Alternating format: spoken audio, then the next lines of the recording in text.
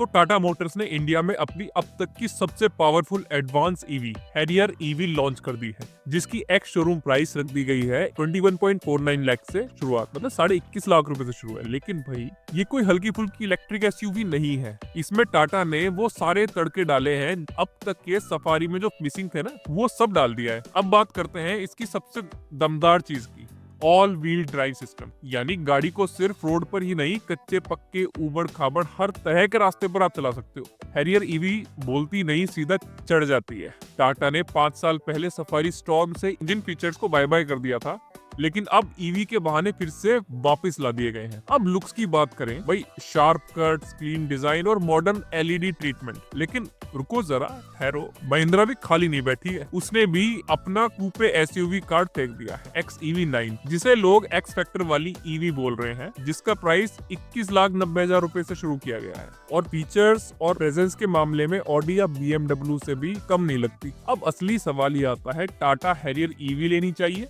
या फिर महिंद्रा XEV9? तो कर लेते हैं दोनों का सीधा मुकाबला बिना किसी ब्रांड की फेवरिंग के। तो डायमेंशंस की बात करते हैं। हैरियर ईवी की लेंथ 4607 mm है और वहीं XEV9 4789 mm, मतलब XEV9 ज्यादा लंबी है। अगर चौड़ाई की बात करें तो हैरियर ईवी 1832 mm है, वहीं XEV9 1917 mm, मतलब XEV9 लंबी भी है और चौड़ी भी है। वहीं ऊंचाई की अगर बात करें तो हैरियर ईवी 1640 mm की है, लेकिन XEV9 1694 mm की है, मतलब XEV9 लंबी भी है, चौड़ी भी है और ऊंची भी है। और अगर व्हील बेस की बात करें तो हैरियर ईवी का व्हील बेस है 2741 mm और XEV9 का व्हील बेस भी हैरियर से ज्यादा है, 2775 mm है। तो ग्राउंड क्लियरेंस की बात करें, हैरियर ईवी की ग्राउंड क्लियरेंस 205 mm है, लेकिन वहीं XEV9 की ग्राउंड क्लियरेंस 2 mm ज्यादा है, मतलब 207 mm है। और बूट स्पेस की अगर बात करें तो हैरियर ईवी का बूट स्पेस है 502 लीटर का, लेकिन XEV9 का 663 लीटर का। भाई साहब, इतना बड़ा बूट स्पेस है। तो अब आते हैं ट्रंक स्टोरेज पे, मतलब बोनेट के अंदर वाला बूट स्पेस। हैरियर ईवी में अगर आप 65 किलोवाट आवर्स वाली वेरिएंट लेते हो तो उसमें मिलता है 67 लीटर का छोटा मोटा फ्रंट, लेकिन जैसे ही आप 75 किलोवाट आवर्स वाले वर्जन पे आते हो, फ्रंट साइज गिरकर और छोटा हो जाता है, जो 37 लीटर का ही मिलता है सर, जो थोड़ा अजीब कॉम्बिनेशन है, पर यही टाटा की गेम है। अब बात करते हैं XEV9 की तरफ। भाई साहब, यहाँ टाटा की छुट्टी हो जाती है, क्योंकि XEV9 सीधा दे रही है 150 लीटर का फ्रंट स्पेस, मतलब आधी अलमारी आप साथ लेकर घूम रहे हो। अब आते हैं इंटीरियर स्पेस और केबिन कंफर्ट पर। तो डायमेंशन देखकर सीधा पता चल जाता है कि XEV9 का व्हील बेस और लेंथ ज्यादा है, तो जाहिर है लेग रूम और केबिन स्पेस भी XEV9 का ज्यादा ही होगा। ऊपर से इसका रोड प्रेजेंस ऐसा है कि दूर से ही VIP लगती है गाड़ी। लेकिन रुकिए जनाब, हैरियर ईवी भी खाली नहीं है। केबिन में आपको ज्यादा कंधे फैलाने की जगह और हेडरूम भी बढ़िया मिल जाता है हैरियर ईवी में, मतलब लंबा बंदा भी बिना सिर झुकाए आराम से बैठ सकता है। तो समझ लो, डायमेंशंस का फैसला कुछ ऐसा है कि आपको प्रैक्टिकल चीजें कैसी हैं वो आपको अंदर से बाद में पता चलती हैं। अगर आपको चाहिए चौड़ी गाड़ी, ऊंची बैठने का फील और मस्कुलर एसयूवी का एक्सपीरियंस, तो हैरियर ईवी ज्यादा फिट बैठेगी। लेकिन अगर आपका focus leg room, cabin space और लगेज यूटिलिटी के ऊपर ज्यादा है तो आपको XEV9 पर ज्यादा फोकस करना चाहिए। तो अब आते हैं बैटरी और रेंज की बात। हैरियर ईवी दे रही है आपको दो ऑप्शंस, 65 किलोवाट आवर्स की बैटरी जो रेंज आपको देगी अप टू 505 किलोमीटर, 505 किलोमीटर की, और 75 किलोवाट आवर्स की बैटरी जो आपको रेंज देगी अप टू 627 किलोमीटर की। तो बात करते हैं XEV9 पे। यहाँ भी दो ऑप्शन मिलते हैं, एक 59 किलोवाट आवर्स की बैटरी जो रेंज देगी 542 किलोमीटर की, 542 किलोमीटर, और दूसरी 79 किलोवाट आवर्स की बैटरी जो रेंज देगी अप टू 656 किलोमीटर। अब गौर करने वाली बात यह है कि XEV9 में छोटी बैटरी के बावजूद आपको बड़ी रेंज मिल रही है, मतलब महिंद्रा ने बैटरी एनर्जी का हर किलोवाट आवर पूरी तरह से निचोड़ कर निकाला है। उधर हैरियर ईवी ज्यादा बैटरी डाल के भी XEV9 जितनी एफिशिएंसी नहीं निकाल पा रही। और जहां बात आती हाई एंड वर्जन की, वहां XEV9 क्लास लीडिंग रेंज दे रही है। यानी लॉन्ग रोड ट्रिप के लिए महिंद्रा की ईवी कहीं ज्यादा भरोसेमंद दिखती है। अब बात करते हैं पावर की। हैरियर ईवी में 65 किलोवाट आवर्स वाला जो वेरिएंट आता है वो आपको 235 bhp और 354 न्यूटन मीटर का टॉर्क देता है, और यहाँ आप रियर व्हील ड्राइव और सिंगल मोटर सेटअप मिलता है, मतलब डेली ड्राइव के लिए बढ़िया परफॉर्मेंस। अब आती है हैरियर के टॉप वर्जन की बात। 75 किलोवाट आवर्स की बैटरी बैटरी वाला वेरिएंट सीधा देता है 390 bhp और 504 न्यूटन मीटर का टॉर्क। और भाई साहब यहाँ मिलता है ऑल व्हील ड्राइव, वो भी डुअल मोटर के साथ। मतलब रोड चाहे जैसी भी हो, एकदम पकड़ गजब बना के चलेगी। अब नजर डालते हैं महिंद्रा की XUV9 पर। 59 किलोवाट की बैटरी वाले वेरिएंट से निकलती है 228 bhp और 380 न्यूटन मीटर का टॉर्क। यहाँ भी सिंगल मोटर और रियल व्हील ड्राइव मिलती है। और 79 किलोवाट आवर्स वाले वर्जन पर अगर बात करें तो वहाँ पे 282 bhp की मिलती है, लेकिन टॉर्क वही 380 न्यूटन मीटर का। लेकिन यहाँ पर आपको कोई ऑल व्हील ड्राइव नहीं मिलता, सिर्फ रियर व्हील ड्राइव का ही ऑप्शन है। अब साफ बात है कि हैरियर ईवी का all wheel drive version XUV9 को सीधे टक्कर देता है और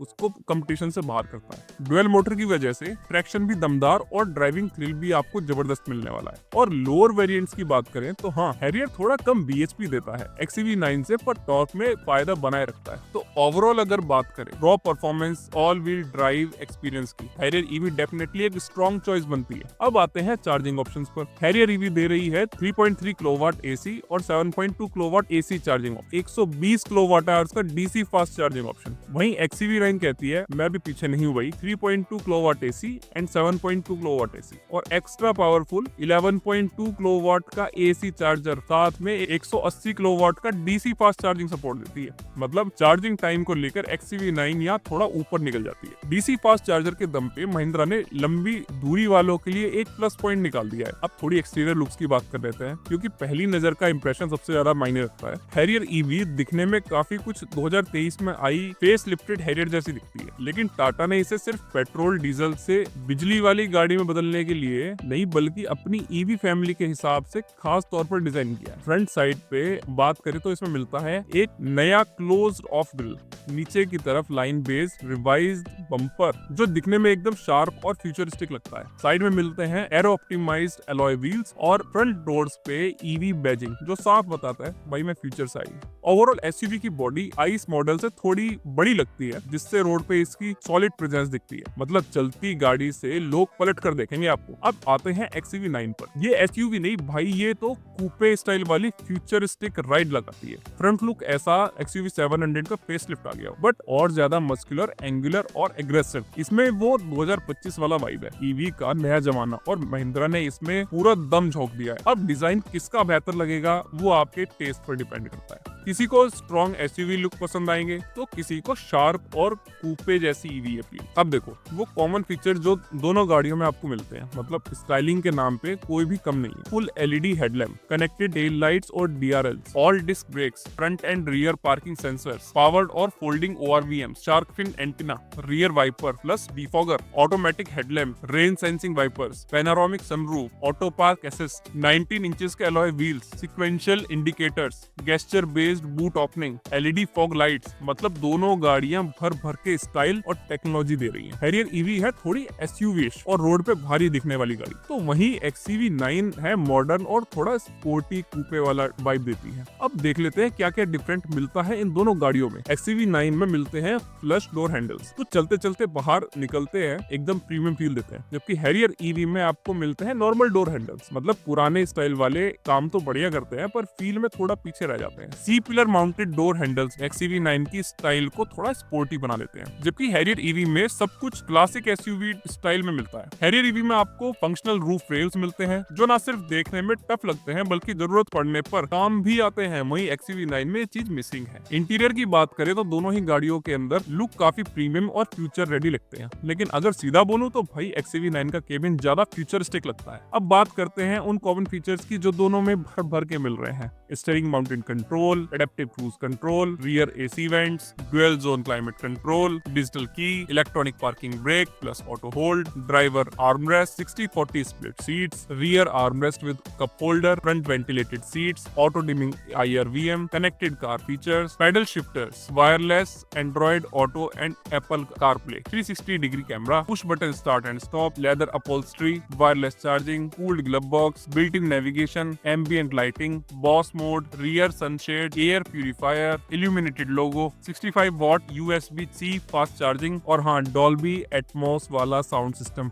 मजा आ जाएगा भाई साहब। XUV9 में आपको मिलता है एक 12.3 इंच का डिजिटल इंस्ट्रूमेंट क्लस्टर जो एकदम क्लियर, शार्प और हाईटेक फील देता है। हैरियर ईवी में ये थोड़ा छोटा है, 10.25 इंच, लेकिन काम का पूरा है, डिस्ट्रैक्शन नहीं देता। तो अब बात करते हैं इंफोटेनमेंट की। यहाँ आपको मिलता है एक 14.53 इंच का QLED टच स्क्रीन जो साइज में भी बड़ा है और विजुअल में भी एकदम जबरदस्त है। XUV9 में भी कोई कसर नहीं है, मिलता है 12 इंच का फुल HD टच स्क्रीन जो रेस्पॉन्स और क्लैरिटी में लाजवाब है, लेकिन हैरियर का थोड़ा ज्यादा बेहतर है। अब बोलो यार, आपको चाहिए स्पेस और QLED वाला डैश या फिर एक कटिंग एज डिजाइन और स्लीक इंस्ट्रूमेंट बस, आपको क्या चाहिए? XUV9 में पैसेंजर साइड के लिए अलग से स्क्रीन मिलती है, हैरियर ईवी में भाई अलग से स्क्रीन नहीं मिलती, एक ही स्क्रीन है। अब बात आती है म्यूजिक की। XUV9 में लगा है 16 स्पीकर वाला Harman carton sound system. Harrier EV भी पीछे नहीं है, वहाँ पे JBL के 10 स्पीकर मिलते हैं। हैरियर ईवी देती है 6 टेरेन मोड, चाहे रेत हो या बारिश, ग्रिप नहीं रुकेगी। XUV9 में ये ऑप्शन नहीं मिलता। हैरियर ईवी में व्हीकल टू लोड और व्हीकल टू व्हीकल फंक्शन मिलते हैं, मतलब गाड़ी से सीधे फ्रिज, लैपटॉप या लाइट चला सकते हो। XUV9 में ये फीचर थोड़ा गायब है। XUV9 में ड्राइवर ड्रॉजीनेस डिटेक्शन सिस्टम है, मतलब नींद आने लगेगी तो गाड़ी खुद बोलेगी भाई कॉफी पी ले, उठ जा। हैरियर ईवी में ऐसा कोई दिमाग नहीं लगाया गया है। सनरूफ की बातें करें तो हैरियर ईवी में मिलता है एडजस्टेबल पैनोरामिक सनरूफ, जबकि XUV9 में मिलती है फिक्स्ड पैनोरामिक ग्लास रूफ। दिखने में तो क्लासी है पर कंट्रोल नहीं है। अब